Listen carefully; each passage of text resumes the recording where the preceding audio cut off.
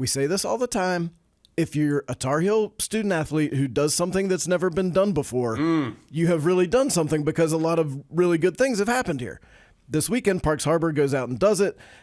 He homered in 5 straight games this past week. He also had a 3-homer game at Wake Forest on Saturday as the Tar Heels get a sweep down in Winston-Salem. So, Parks, congratulations to you personally on the great week and to the team on a huge weekend. No, thank you so much. Happy to be on here. Big offense this weekend at Wake as Carolina wins. Big offense. Offense very big. Carolina wins Friday, Saturday, and Sunday. What was clicking with the bats? Look, Park's getting a phone call right now. I think we know who that is. I think just really had a good approach and plan going in there this weekend. Coach Weirs, our hitting coach, did a great job kind of setting us up for success. Was really convicted with our approach, what we were looking for, and hit some balls really, really hard, and had a lot of fun doing it. Go ahead.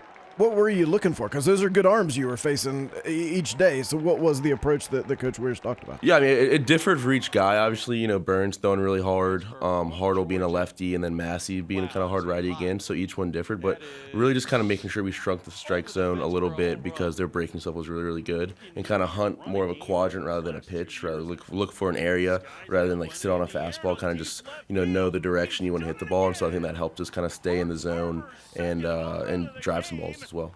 All right, Parks, take us through. If you're not a huge baseball fan or if you're just now getting into baseball season, whatever it may be, Parks, take us through a little bit of your journey, your first year in Chapel Hill. Parks spent his first couple of seasons in college baseball with Georgia. And so just take us through kind of what got you here and what the last several years have been like for you. Yeah, no, so first of all, very fortunate to play at Georgia the last 3 years. Had a great time there. Just after last year, just had one more year of college baseball left. Had a great experience at Georgia. The coaching changed, a lot of moving parts that went into it, and then decided to enter the portal, hoping that Carolina would take a chance on me because, from afar, this baseball program, this university, the reputation kind of precedes itself. It's a really, really good spot to be. And so Coach reached out to me, and at that point, it was a no-brainer for me. And then coming here has been awesome. It's exceeded all my expectations. Just the culture coaches instilled, the teammates, the guys, kind of really taking me in. I felt like there wasn't even kind of a change. I just feel like I fit right in immediately. The portal is now something you were like in college as it became the norm.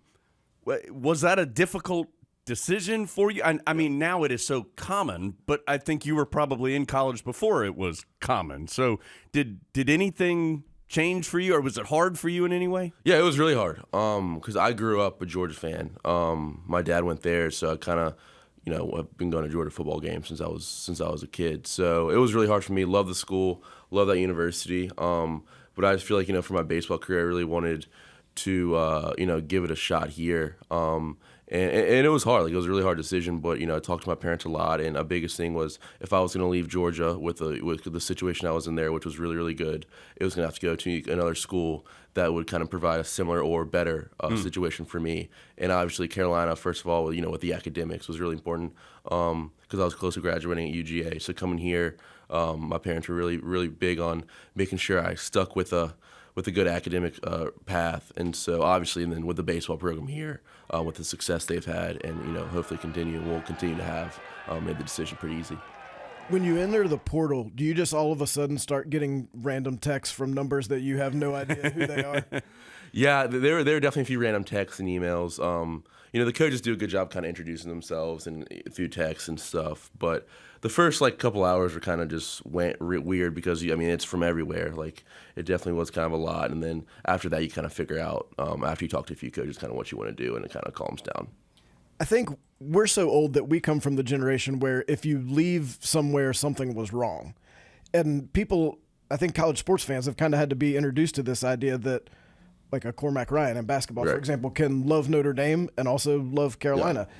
Yeah. How have you sort of managed the fact that I'm guessing you still love Georgia and still sick 'em dogs and whatever else, but also kind of learning to love Carolina at the same time? Yeah, and so I loved my experience at Georgia. Obviously, for me, growing up, and that was kind of my dream school. So it was great. Still really value my experience there, but kind of very similar situation. I feel like I had one more year of baseball left, and it was really important for me to really just kind of go somewhere where I just was really excited about and really wanted to be happy. And, Carolina has provided that for me. But I told people all the time, especially when I was making the decision to come here, I was like, if you could have told me when I was 14 or 15 that I'd have the opportunity to play for 3 years at Georgia and a year at North Carolina, I would probably be the happiest kid in the world. Just with those just two universities and just the experiences that I've been able to have kind of have been so valuable to me. All right, so take us through Carolina 25-4, I think that's right, as we're talking right now. What is working for this group? What has allowed this team, not just the sweep of Wake Forest, the sweep of Georgia Tech the weekend before that? What's been going on correctly in your mind for this group? Yeah, definitely. I think the biggest thing has just kind of been focusing on the next play has been really important to us. Coach does a really good job of preaching, you got to look forward, you can't look back. In baseball, obviously, so many moving parts in the game and so much stuff happens that it can easily kind of get stuck in a little bit of a lull. But, I think we've done a really good job of continuing to score runs, continuing to flush, plays that might happen in the field, and know that we're going to have another opportunity to kind of set ourselves up to put ourselves in a good position. And I think offensively we did a really good job this weekend and the past weekend of continuing to grind at bats and continue to add runs when needed, because there's so many little nuances in baseball that the viewers don't realize, like the difference between a 6-5 game in the ninth and an 11-5 game in the ninth is huge as far as setting up your pitching for the next day,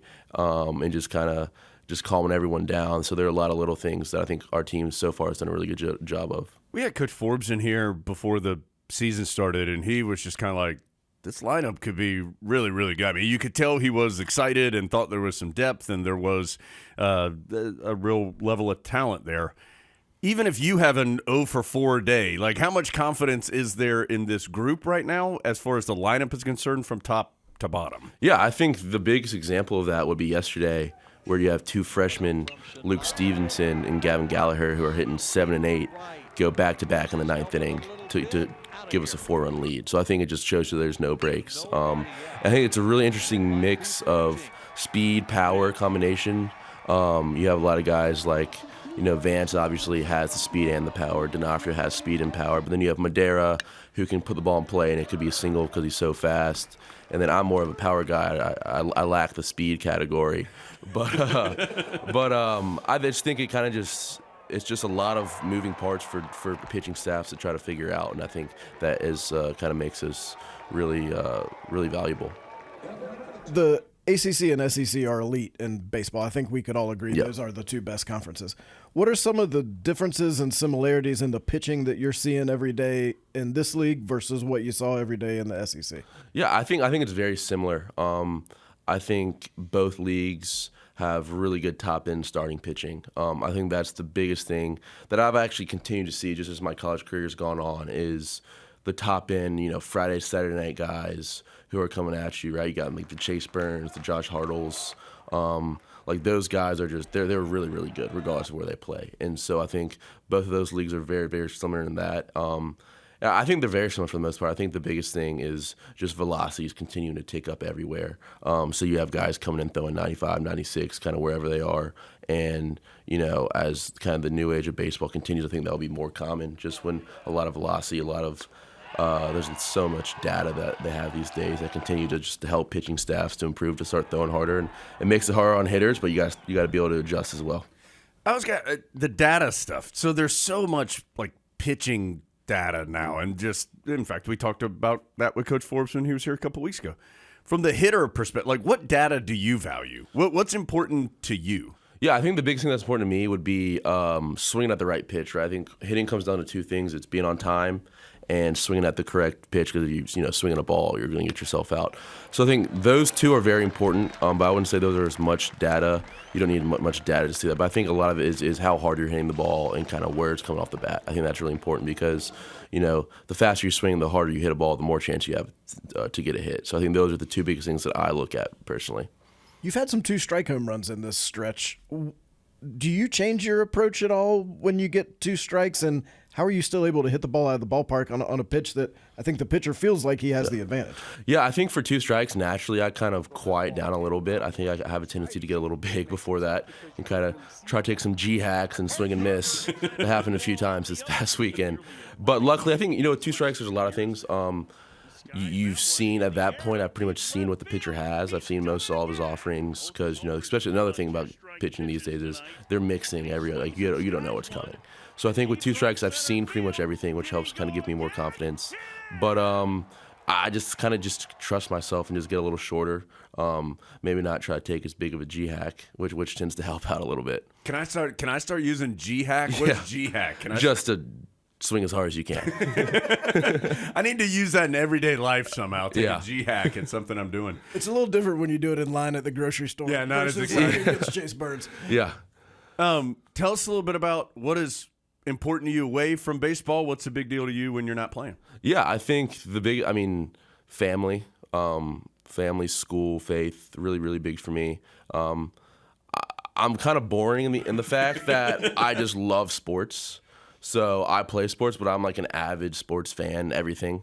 Like the Tar Heels run this year for basketball was one of the coolest things for me because I got to experience 2 national championships in football at Georgia, and then to come here and have a #1 basketball seed in the NCAA tournament was really, really cool for me. I got super into that, but I just love. I'm into all sports, everything. Basketball, football, baseball. I pretty much watch everything.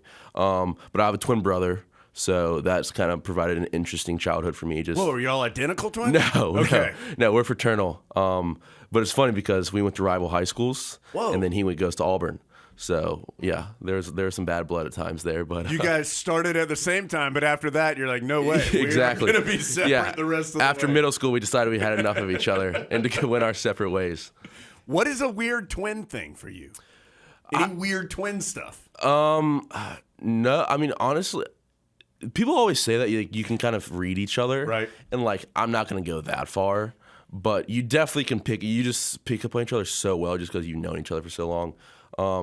But like I said, it's been such an awesome childhood and just life for me having someone. I don't know how it feels to not have a twin. Sure. So people always ask me how it is, but for me, it's it's been great. And he played baseball in high school growing up.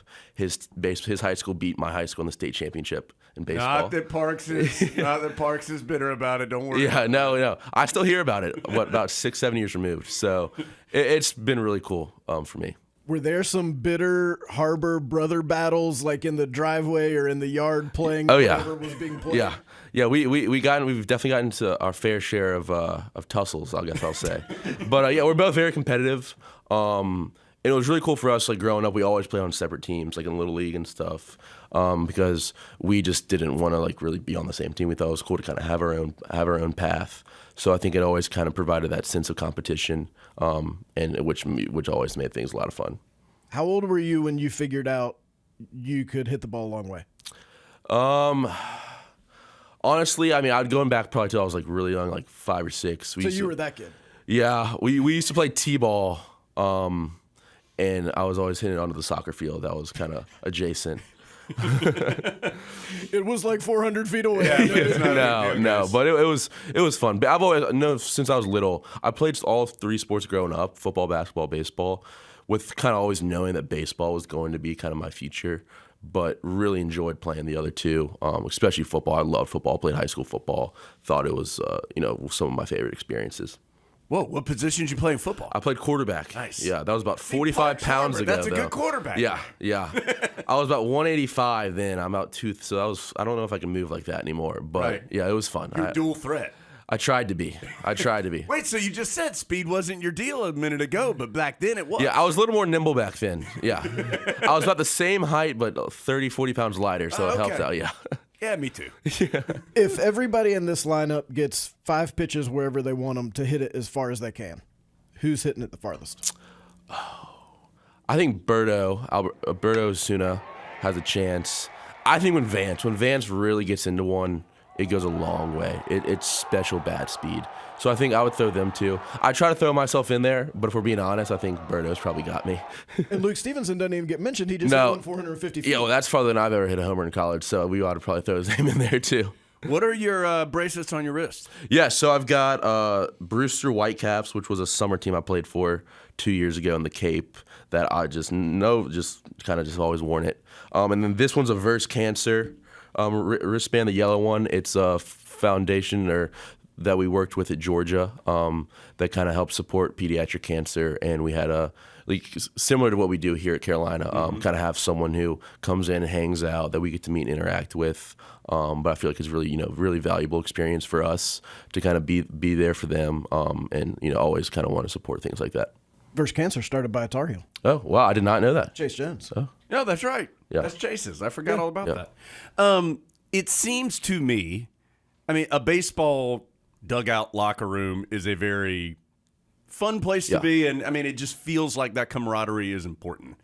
In today's world of college, not just baseball, but college athletics, when you are piecing things together more kind of year to year, how did you try to get in, if that makes sense, get into Carolina and then be a part of that group so that the camaraderie could be as strong as it appears to be? Yeah, I think so. I think personally that starts at the top. Obviously, like the people on the team, you're the ones who are with each other every day, the players. But I think Coach Forbes did an unbelievable job, kind of really helping bridge the gap between a lot of the new guys in the old team this year. Because we have a lot of new guys. I don't know exactly, but there's a lot of freshmen and a decent amount of transfers. So I think just from day one, he did such a good job kind of making us feel like Tar Heels. That was one of those things to me is like, I'm so excited to have a senior day for you. I'm so excited you're a Tar Heel. Not only be here a year, but I think he's done such an unbelievable job with that. And then the guys on the team, like I said, I can't speak to how welcoming they've been to me. I feel like I've been here for 3 years already, and I've only been here for not even probably 8 or 9 months. Who's kind of the facilitator in the clubhouse? Like close game, blowout game, this guy's always kind of keeping things loose and where they need to be. Yeah, definitely. I think Jake Knapp does a really good job of that.